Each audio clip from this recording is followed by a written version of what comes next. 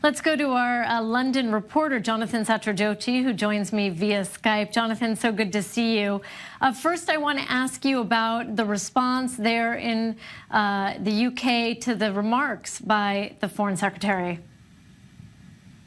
Well, many people in the UK see Boris Johnson as something of a buffoon some of the time. Often he has a good turn of phrase, very good at jokes, but maybe not the most diplomatically minded person to be the Foreign Secretary. That said, what he's saying resonates with the country.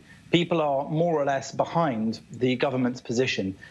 Polling has shown that the government has actually had a little resurgence of support, especially the Prime Minister, in response to her reaction to the poisoning in Salisbury.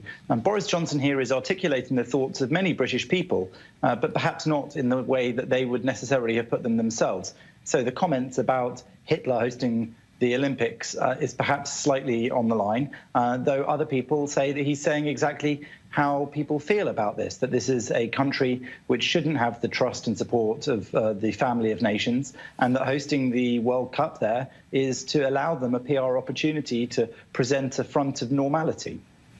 Boris Johnson also announced that Team England will be going to the World Cup. Do you think that the UK kind of backed down on that issue? They could have made a bigger statement if they didn't go to the World Cup? Well, I think some sort of international boycott of the World Cup might work. A British boycott of the World Cup probably wouldn't. To that end, though, he said that he wants that to go on.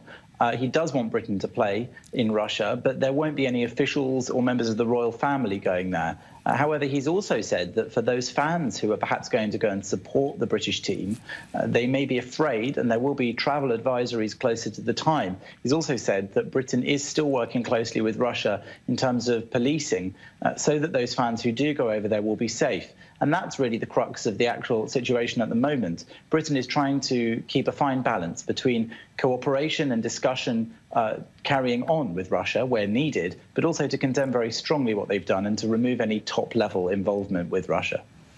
Okay, thank you so much, Jonathan Sacerdoti, our reporter for us there in London.